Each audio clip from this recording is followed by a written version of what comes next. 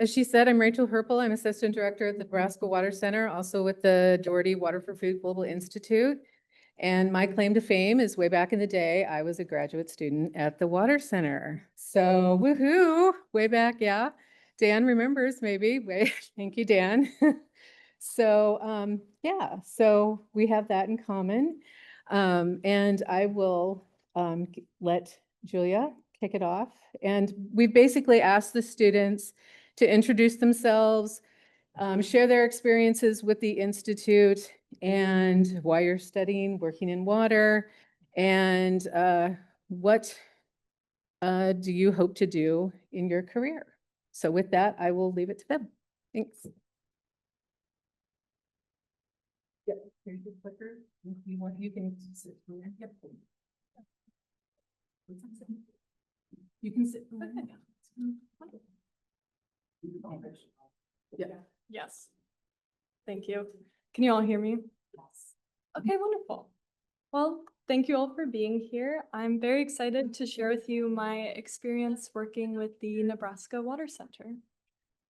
So just a bit about me. My name is Julia Ramsey, and I'm an undergraduate student at the University of Nebraska-Lincoln, where I'm studying environmental and sustainability studies with minors in English and Spanish. So why do I want to work with water? I first started getting interested in water in high school. I attended the Science Focus program in Lincoln, and every year we were tasked with conducting a research project. During my junior year, I decided to research the different concentrations of contaminants in Lincoln's recreational water sites. To do that, I collected water samples from 2 creeks in Lincoln over the span of a few months. One of the creeks I looked at was Antelope Creek, which just so happened to fall along the trail that I ran across during almost all of my high school cross-country practices, and was about a 15-minute walk from the house I grew up in.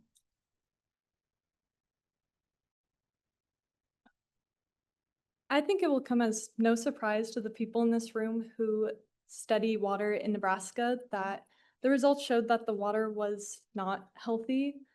They were especially high in nitrates and phosphates, as I found out much of Nebraska's waters are. It was eye-opening to see how contaminated the water was that I passed by nearly every single day, and it sort of sprung me into action. So during my senior year of high school, I chose to research how I might reduce nitrate and phosphate levels in water by using the mycelia of fungi to absorb them as nutrients and act as a natural filter. I could go on and on about this project. Dr. Snow can attest. But I'll cut myself off right now since there's more to cover. So when I entered college, then I decided to declare a major in environmental and sustainability studies so I could learn more about water and environmental issues. This, of course, led me to working in 2 internships with the Nebraska Water Center. The first was Know Your Well last year, which is a citizen science program, if you don't know, which teaches high schoolers how to sample and test well water and communicate their findings with a wider community. I worked as the field and communications assistant, primarily working with outreach for the program to garner interest from students and teachers and from organizations to help fund the program. I also created lab manuals and video tutorials to help make the research that these students are doing more understandable and therefore accessible. And because of my experience working with water in high school, I know how important it is to show young people how fun and important water research is through the hands-on learning that Know Your Well offers, which just made this internship even more special to me. I'm in trouble. Okay. I began working at the Water Sciences Laboratory at the University of Nebraska-Lincoln this summer and am continuing to work there during this academic year. So now I get to test water samples like I was previously helping others do through Know Your Well. This internship has given me a real appreciation for the impact that a lab like this has. We accept samples from anyone who wants their water or soil tested and doesn't have the resources to do it themselves. We get samples from researchers and farmers and other countries even.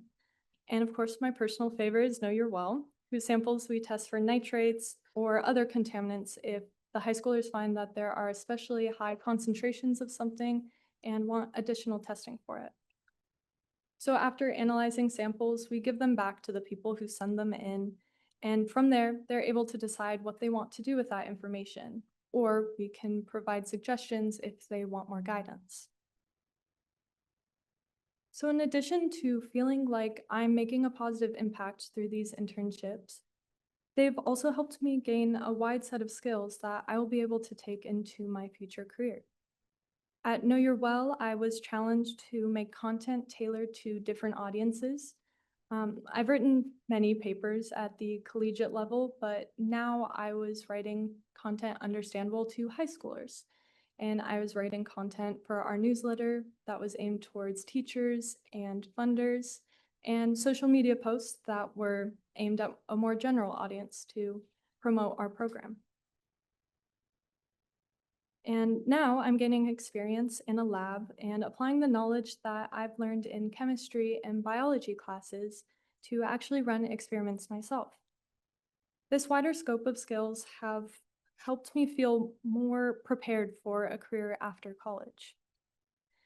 And speaking of careers, I'm asked what I want to do with mine a lot, especially with the weird mix of my major and my minors that incorporate hard sciences, social sciences, and humanities. Working in climate change mitigation is my ultimate goal, and it has been since way before I even started working with water. Climate change and environmental degradation are devastating, and I want to be part of the solution. What specifically that will look like is still up in the air, especially since our world and the job market are always changing. But the two internships that I've had through the Nebraska Water Center have allowed me to explore environmental sustainability through communication and education, as well as science and research, which has helped me realize that I would be happy ending up in either field. Thank you.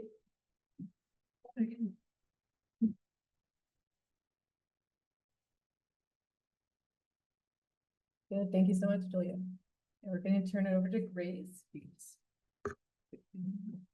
for Kansas. Hi, my name is Grace Roth, and I'm a graduate student at Kansas State University, and I'm majoring in agricultural communications and education. And I'm also a fellow of the Kansas Water Institute. And I had the very lucky experience of actually being able to work with the Institute as an undergraduate student.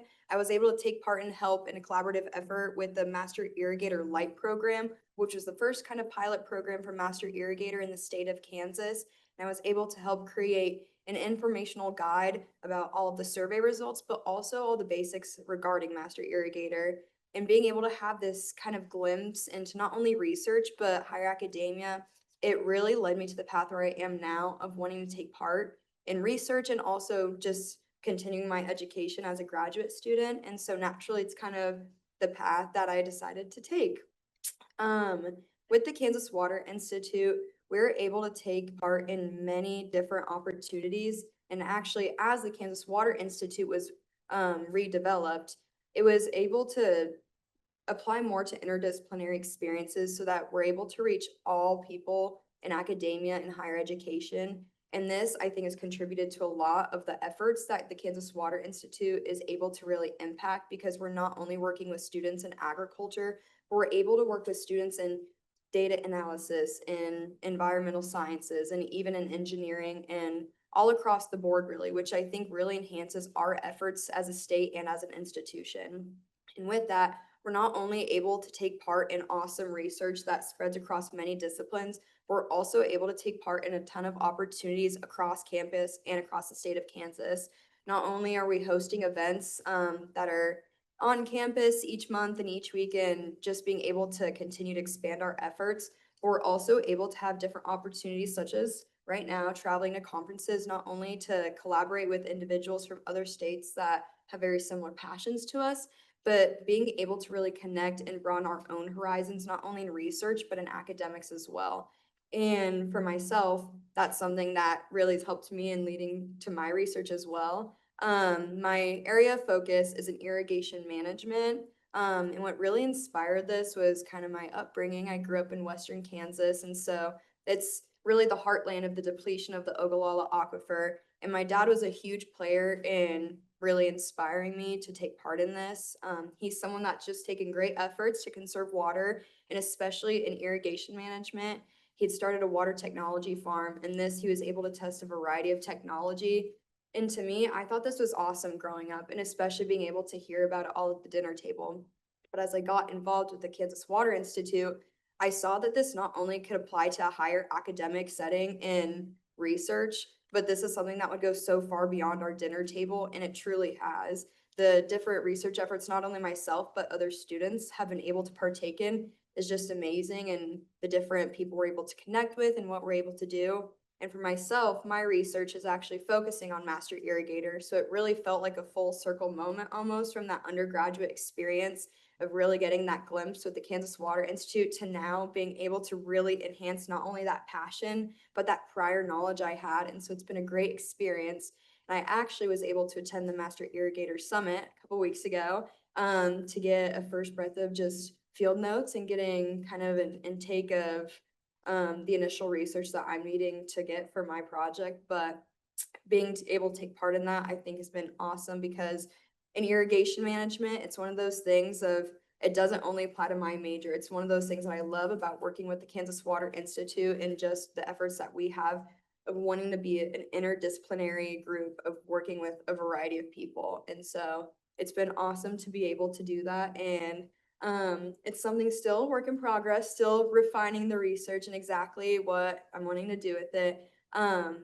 But just the way I grew up and the way that I have been able to work with the Kansas Water Institute has really led me to that passion of irrigation management, especially in terms of the depletion of the aquifer, because that's something that's not only prevalent to me and my family, but farmers, families, and industry all across the High Plains. And I agree, one of the hardest questions of what do you want to do when you grow up, or what do you want to do after you graduate?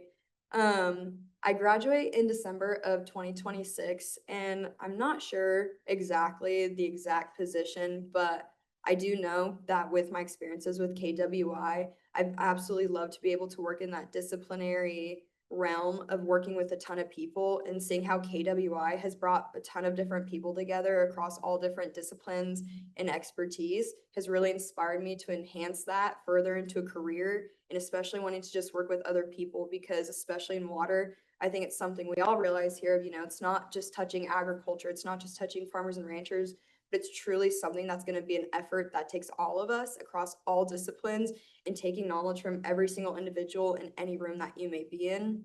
And so for a career, I would love to stay in the realm of irrigation management, especially over the Ogallala Aquifer and working in Kansas. I feel very grateful for the different opportunities and experiences I have been able to take part in, because it's not only the research efforts, but it's the passion and the heart of the people that I've been able to work with, especially in water. Because something about working in water is that you have to have the heart for it, and you have to have that passion, and you have to have that willingness to make change and to go past what you're comfortable with and really break these barriers that need to be brought down in order to conserve water, not only in Kansas, but all across the High Plains. And so I really look forward to being able to work with a variety of individuals in the future and continuing the efforts of conserving the aquifer and just working with other individuals that have that same passion. Thank you. Very good. Thank you so much, Sarah. Now we'll hear from South Dakota. Yodi. Good day, everyone. My name is Kayode Adebayo from South Dakota State University. I'm a PhD student. I'm presently having my PhD in agricultural engineering under Dr. Mian Shushan.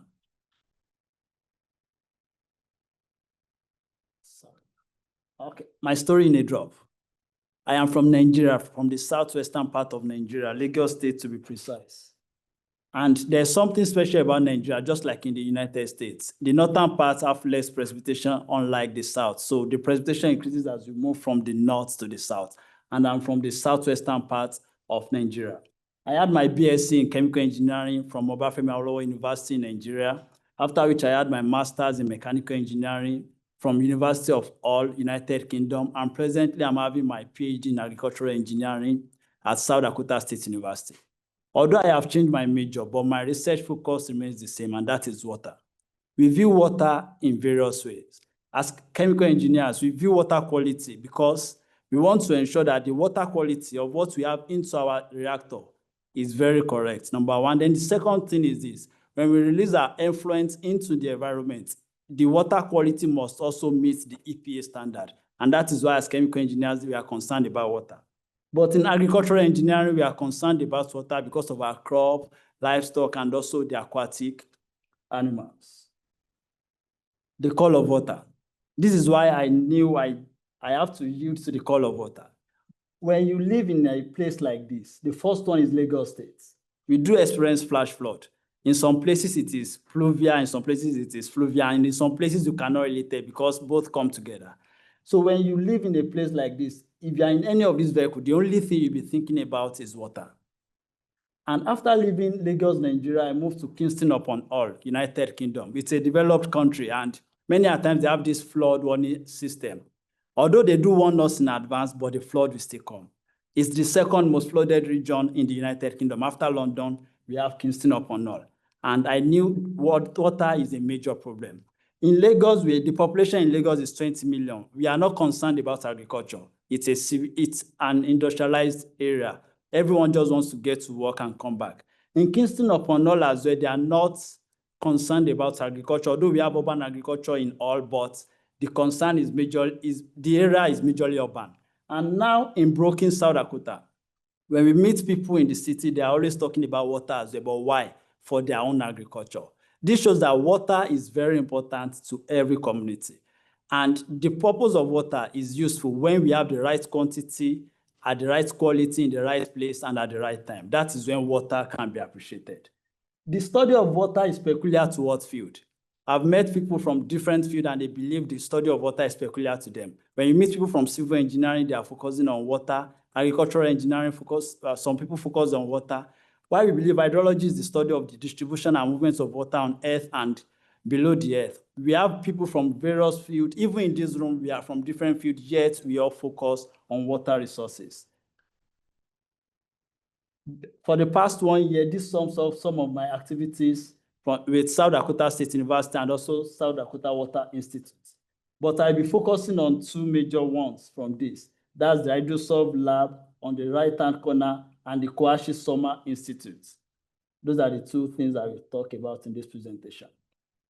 I was opportune to be part of the Koashi Summer Institute 2025. And what my team focused on was to develop an application called the FlowNavSafe. In Texas, flooding is also a problem in Texas. In this year as well, I think more than 130 people died from flood events that occurred in July, around July 4. And our Summer Institute was from June to July. So we developed this app for a particular county in Texas. That is the Travis County. So the purpose of the application is this. We have the National Water Model. They do forecast discharge. But when you have discharge, the people do not understand the discharge. What they want to know is, will my place be flooded or not? So we have this application that can forecast flood for the next 10 hours so that the sheriff department in Travis County can be well informed and know what to do. And during the development of the app, that was when the flood events occurred. And our app also captured the flood events in Travis County. So it's forecast for the next 10 hours and enables the sheriff department to prepare for emergency. Then this is what sums up my work at South Dakota State University. I'm presently working on the climate dynamics in the United States and its impact on water quantity and quality. My study area is the Okonos for the climate dynamics, and I'm using the neon ecoregion. We know that in the western part of the United States, it's relatively dry compared to the eastern part, and flood and drought is becoming more prevalent in the western part and we have more flood events in the southeastern part of the United States. This is part of what I'm working on. And for the second objective is where I'm working on the water table depth. Most of the time, we do not have daily water table depth in most parts of the United States, but with the help of machine learning and making use of our continental data and remote sensing data, we can forecast or estimate our water table depths in most places. Then the final one will be the water quality, where I'll be working on Lake Mitchell, which is one of our major lakes in South Dakota.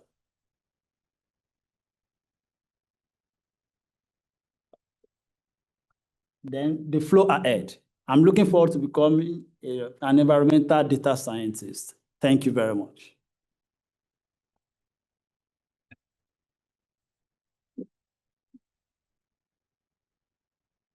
Thank you. And also from South Dakota, Manoj. Thank you so much, Nebraska Water Center, for having me in this program. So my name is Manoj Lamchane. I'm a PhD candidate at South Dakota State University, working under Dr. Sushant Mehan.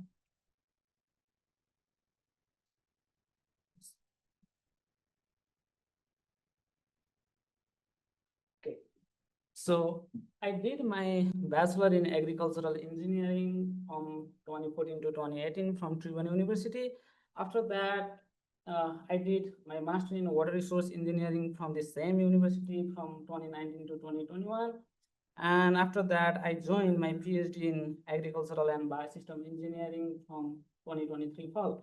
So my research is centered around the agricultural water management, evapotranspiration, soil moisture, and crop yield prediction. So first thing is how I was motivated to pursue water resource engineering. So I'm originally from Nepal, rich in surface water. So if you look, the northern part is Himalayan region, and the southern part is the border of the India. So during the monsoon season, the monsoon is driven from the Indian Ocean, and sometimes we get intense precipitation. So we have a drastic elevation change from 60 meter to the 88 highest peak of the old Mount Everest.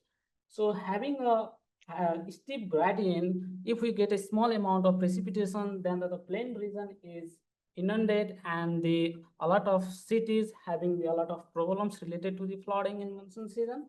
But when it comes to the dry season, we have a lot of issue related to the drought. So we are rich in surface water, but due to the complex geographic nature, we cannot bring the river water to our agricultural field because it would be a highly cost in terms of the economic value. So that's why, to mitigate those problems, I was motivated to pursue water resource engineering and solve those existing problems. So in my PhD research, I'm currently focused on to develop high resolution soil moisture product and evapotranspiration in dry land, and using those products and to identify how the soil moisture, evapotranspiration, and climatic variable affect the crop yield variability within the semi-arid region. So we are using a lot of machine learning, deep learning models, remote sensing technique, and some process-based hydrological model to integrate those data set and try to figure out what factor drives the yield variability even within the subfield scale. So in 2025 summer, I was privileged to participate summer research program, which is hosted by Mississippi State University. So the internship was on high performance computing system and agriculture. So we built a data portal where user can go and download all the climatic variables within the Mississippi River Basin. The resolution is 9 kilometer by 9 kilometers, so it's a really user-friendly tool. And the next is we develop machine learning model to predict the soybean yield across the Mississippi state on county basis. So if we click this link or if you use this QR code, you will have a data portal where you can click any one of the county, then you will get the crop yield value, predicted crop yield value for the coming year. So throughout my PhD, I published multiple papers in Q1 journal from my PhD research. as well as my professor. He is there. I really appreciate that. He always motivated us to participate in different conference from the beginning. So then I was honored in 5 different conference at the Best Presentation Award. So moving forward, so I already passed my candidate exam, and in the future, I would be like a hydrological and AI ML modeler to solve the complex agricultural water management problem in the coming days. Thank you so much.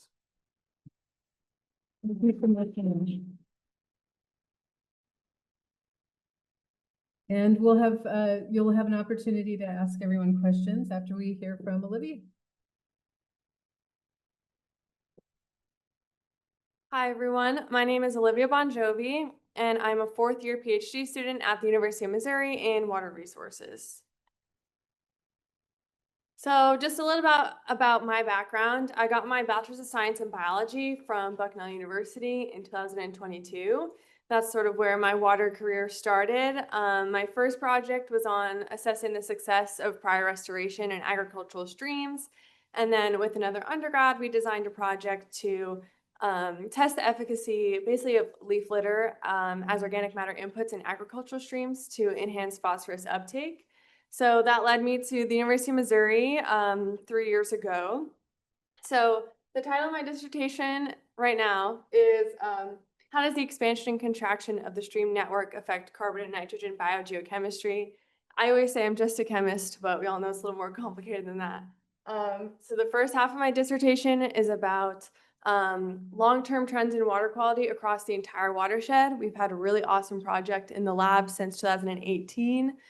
We monitor 50 sites across the whole watershed. It's a big team. We sample every 3 months. So I'm kind of the first person to dig into that data and analyze that. Hopefully we'll have a publication out soon.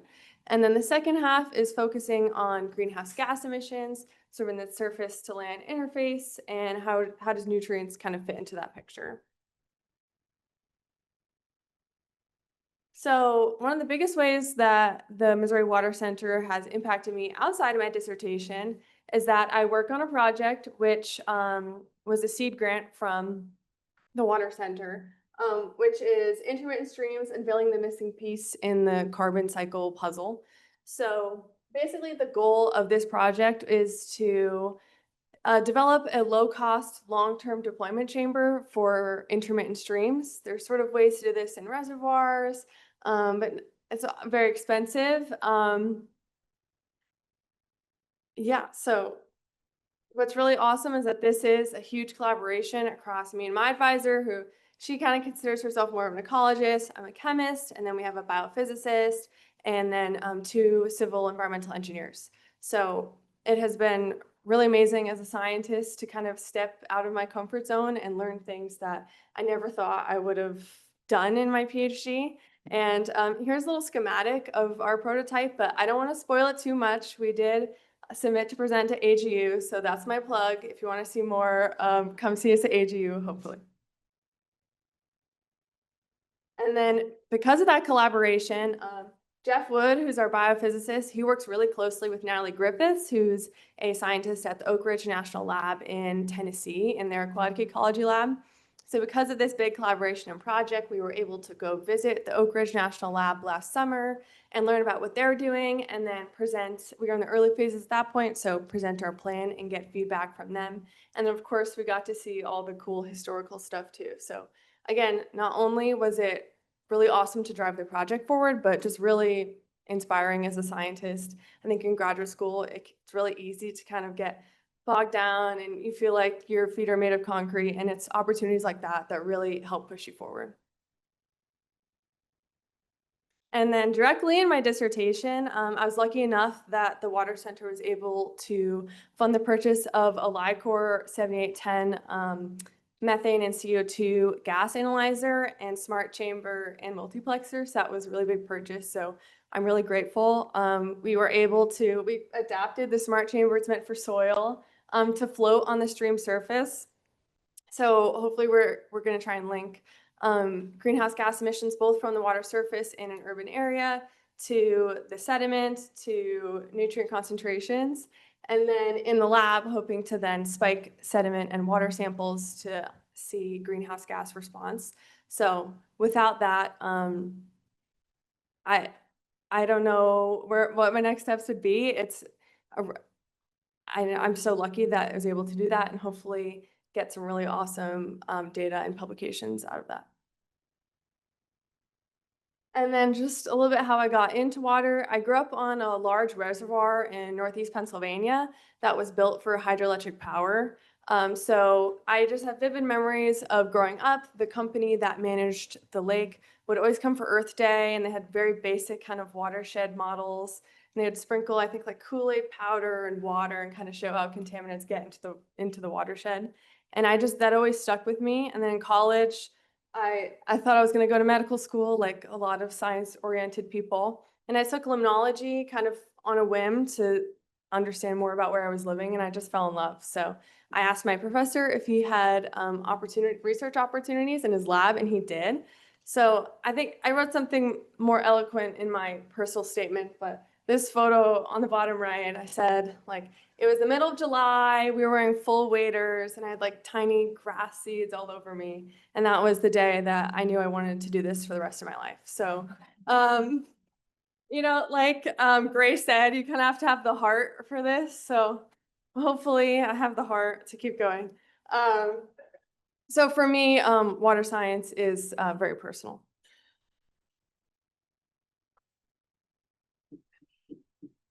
And then moving forward, my ultimate goal is to work for a state or federal agency doing a slightly more management type of work, but I always say no doors are closed. Who knows?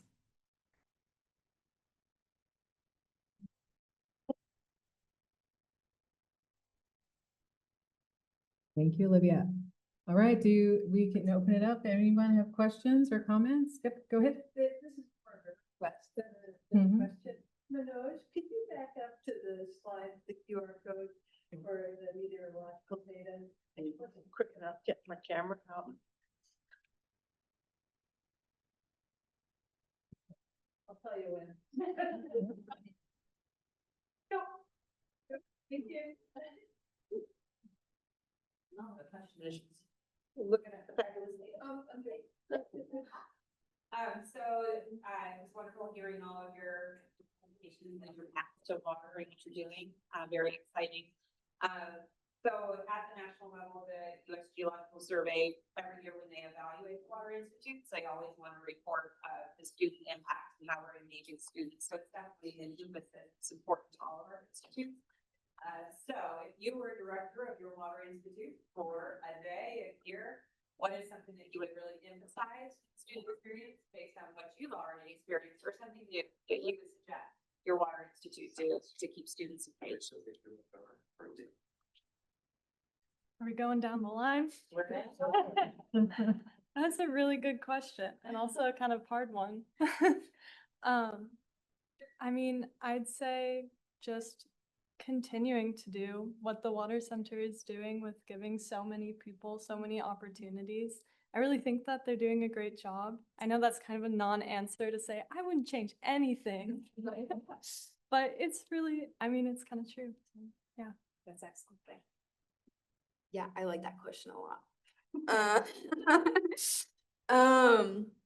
I think for me, I mean, one of the most beautiful things I think about working in water is seeing the personal touch that everyone brings to it. And so if I were a director for a day, I think I would just continue that encouragement of putting that personal touch on not just your research, but your academics, your major, who you're collaborating and working with, because I think that's what makes it full of just passion, and that's what brings out all this awesome data and all these awesome efforts and collaborations, is being able to have that personal effect on it.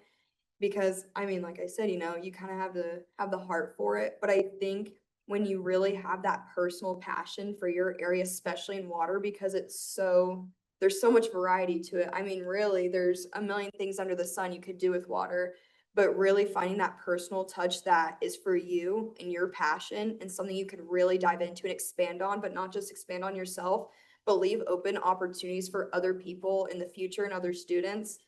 I think I would just continue encouraging that and encouraging that students and faculty and anyone working in water just keep going and keep putting that passion and keep, collaborating. Then I think I will also encourage the networking platform. For instance, this is one of the networking platform. At this conference, the students presented their poster, and people that have experience in the field, they come to the poster, give you advice, suggestions, and the likes. Also, the South Dakota Water Institute director spoke yesterday about the conference that we do have. Similar thing do happen. We have students coming, people from industry, people from academia. We view water in different perspectives, and students easily learn from this. So I think I would encourage to have more outreach activities. So I'm a modeler, so if I'm doing some modeling, then if I don't know the real world problem, then it's hard for me to execute the process. So the South Dakota Water Resource Institute really do a lot of efforts to have outreach activities and go to the field and talk with producer and farmer and the folks from industry, so that we can incorporate those things to our research methodology and solve the problem. Gosh, it's hard to go last. Everybody gave great answers, but I think I was just thinking about how sometimes it's hard to see and understand all the in-between when sometimes funding agencies or they want to see publications, right? But there's so years that go before that. So I think giving students, plenty of opportunities to show what they've done so far and recognizing all of that work. And, it's not just the publication or the thesis or dissertation at the end. It's all the presentations, it's going out, giving posters, giving talks, connecting with the community in a broader sense.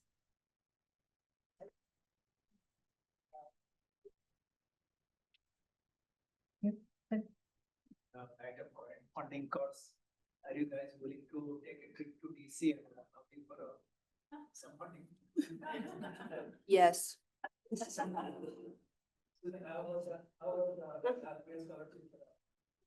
one student during our annual meeting, maybe we can bring it up.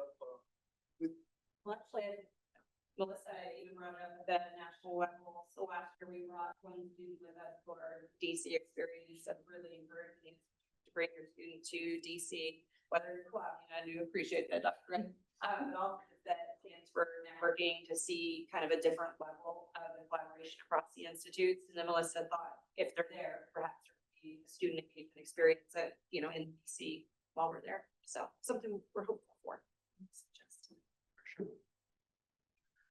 Right, I have a question. So thank you to all of you for being brave enough to get up there. I know it's not easy, and for preparing all these great points. One of the things that you guys have talked about is collaboration. And you're up on that stage with your future colleagues, really, and there's other future colleagues in the room. So I want you, whether it's your undergrad, your current studies, whatever, I'm interested in maybe formative collaborations, like what has been a really important student collaboration that you've had? You've collaborated with probably faculty members and professors, but have there been any instances where you've been able to work with other students that has really helped you move your experience forward? Or if you haven't, what's something that you'd like to do with other students? Is this specifically through the Water Center, just in general I'm just education? say, answer it as you will. I'm interested in how you guys are working together. Okay, well, I'd say for me, I did a project that was working at the University of Nebraska-Lincoln for a class, working with Cedar Point Biological Station and talking about how we can help with cedar encroachment. And so I'd say doing things like that with other students, collaborating with peers on how to sort of come up with solutions to problems. And yeah, I'd say that sort of collaboration where it's bouncing ideas off of people and working together is very helpful for me. And I've really loved all those similar experiences. Yeah. At K-State, the Kansas Water Institute, we have this monthly event actually called Water Wednesdays. that's put on by the Institute, but really it's an experience for students and faculty and really any individual that is in water and wants to learn about water. Not only Manhattan, but if they want to travel to Manhattan, they are sure welcome to. And each month it's hosted on a different topic and it's over lunch because who does not love free food? But we're able to kind of all eat together, but also watch presentations and just talk amongst each other, not only about what we're doing, but seeing what other students or other faculty or even those opportunities that are not just on campus, but all across campus, or even opportunities for students in the future for careers and even furthering their education, such as, getting a master's or going to a PhD. And through Water Wednesdays, we've been able to connect a ton of students and faculty together that probably would not have been able to come in each other's paths without that experience or without attending that event. It's something that's just bringing people together, very lighthearted, no stakes, no pressure to it. And so it's a very natural connection that people are able to make, but naturally in water, everyone really loves to be engaged and talk about their passions in it. And so it's very easy for people to come together at this event, but Water Wednesdays have definitely been one opportunity that is prime for student engagement at K-State. And it's something that each time we host one, there's more people wanting to attend, or we have different topics that come up and people are really interested in wanting to know more. And so it's something I'm really excited for this year. Yeah, I've been part of different collaboration. The first one I will talk about is the one in our HydroSolve lab. Apart from my individual projects, we also have this collaboration for those of us that are working in similar field. And it helps a lot because we all have different strengths and weaknesses. So when you come together, it is easier to solve a task. Just like the anonymous saying that says that two good heads are better than one. Also at the Kwashi Summer Institute, I was part of the team of 3 that developed the FlowNavSafe. Some people are good at front end, some people are good at the core hydrological processes and stuff like that. So when we come together as students, it helps us to move faster. Most of the part covered by Coyote because we are from the same university and same lab. So beyond that things, so I have some friends in different university, and what we do is at least bi-weekly or monthly we set up one meeting and do some research related outside of the PhD, not exactly outside, but it's correlated, but the topic is a little bit different. And we used to do some research and publish the papers. So this is how we can collaborate and do some good stuff. So I was lucky that I get to be part of the chamber project that's sort of across disciplines. And so I work with Chu Chen Yang, who is a brilliant engineering PhD student under Bin Bin Wang, who was here the last couple of days. And I've just been able to learn so much from him. Other than that, I wish we had a Water Wednesday. That sounds like a lot. Come to Kansas, you're welcome to attend. Okay. Other than that, I think just the traditional, being friends with everyone in the program, bouncing ideas off each other and postdocs, and what do you think about this idea or this model? More of an informal. Thank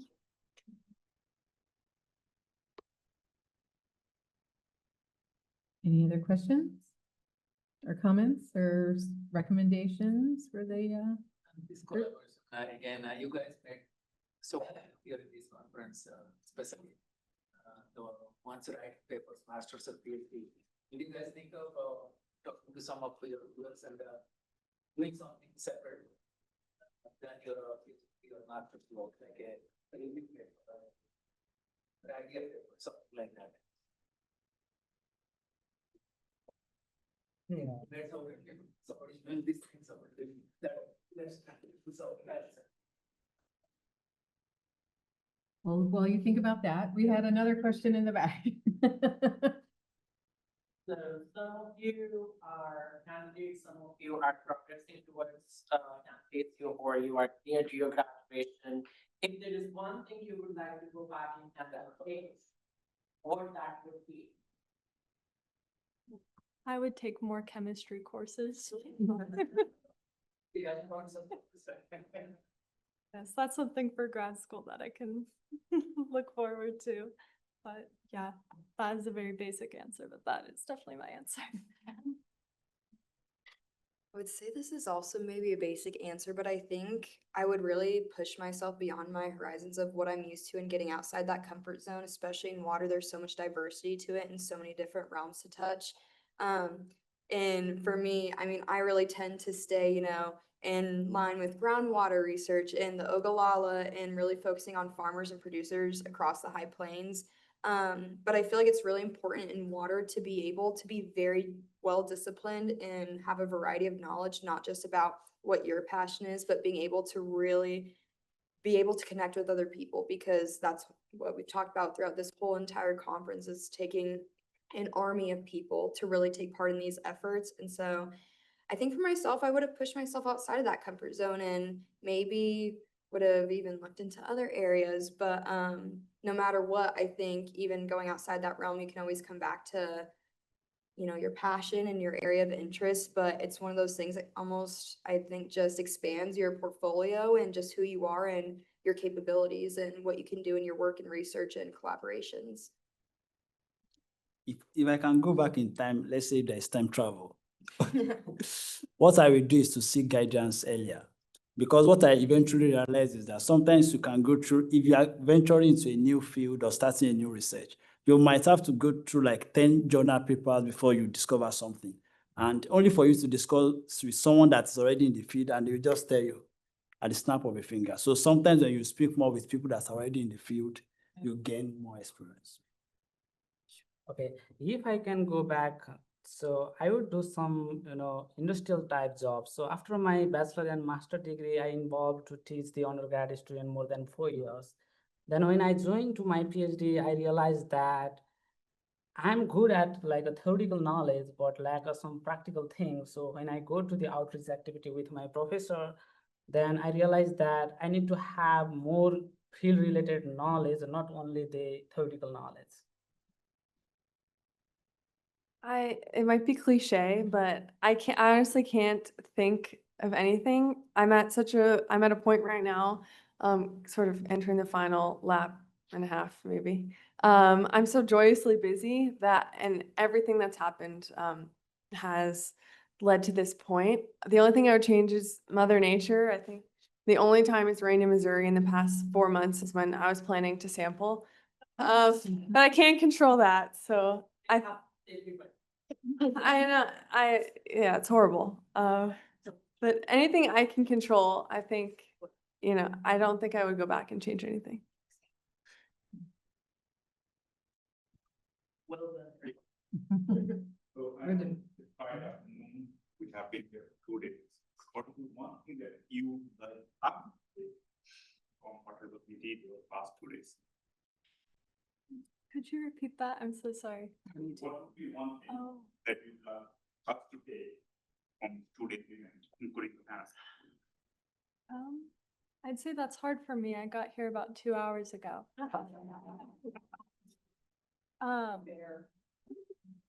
I guess from this panel, I'd say take away that we're doing a lot of cool things right now, and the Water Center is doing great stuff and should continue to do great stuff.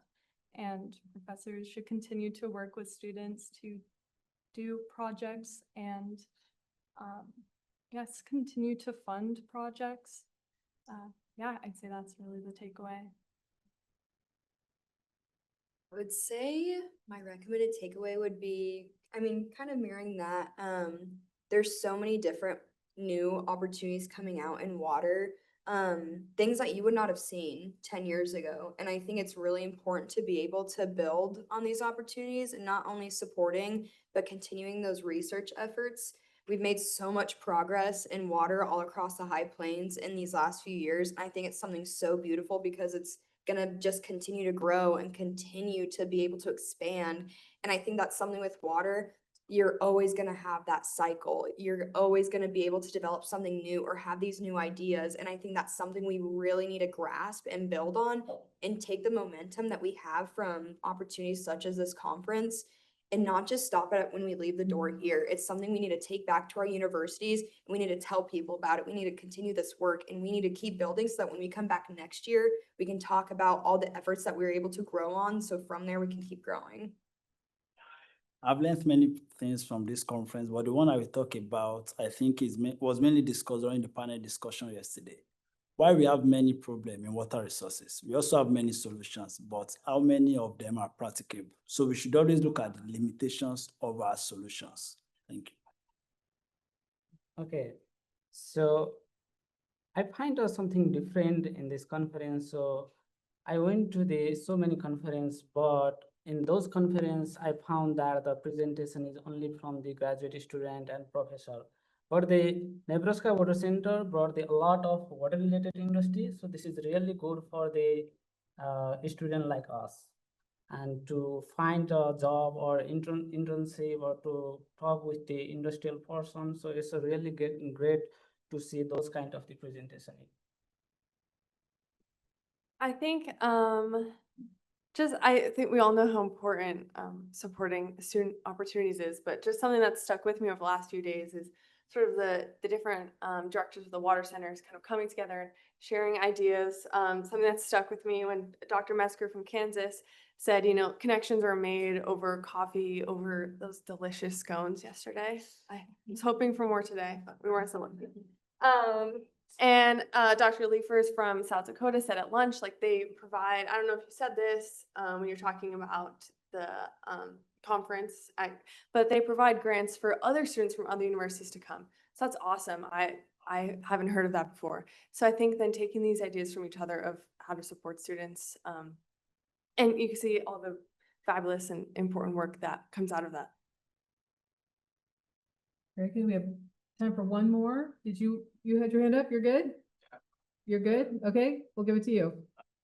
How do you all like specialize in water or like whatever your research is and kind of balance your research life with your like not research life? Mhm. Like, yeah.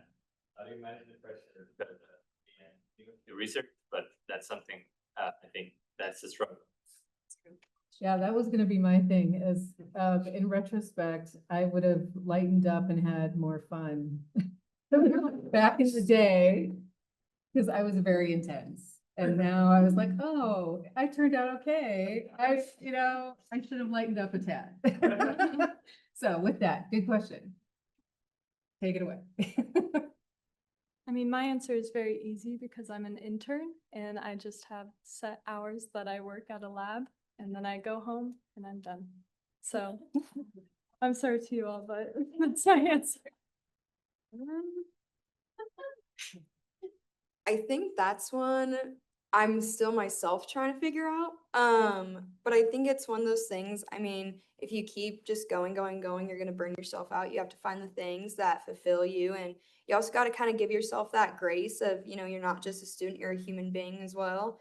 I mean, for me, like an example, this summer I started a garden, and not to flex, but it was a very impressive one. But it was one of those things, it got me outside of the house and outside of my realm of research to just be able to take a step back and breathe and not have to worry about that. And sometimes it even takes just going outside, going on a walk, but separating yourself from your laptop is important, and I encourage it. Are you doing any research on irrigation? No, I should, because they just, no. Well, we just got a garden hose hooked up midway through summer, and so I was doing some really crazy techniques to like water everything, and honestly, thinking about it stresses me out sometimes, but we got to where we are through growth, and so it all worked out. I'm ready for next year. Yeah, I think time management is very important. Sometimes you have deadlines to meet and it's almost impossible to have excess fun, but sometimes you don't have enough deadline, you can always relax.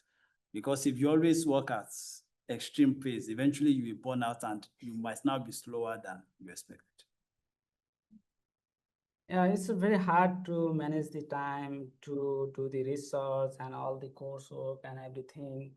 So for me, so I keep for the 2 days of the weekend, I keep 1 day for myself, and for the next day, I usually finish all the assignment and the other things that I have to finish. And in the 5 weekdays, I focus only on my research thing.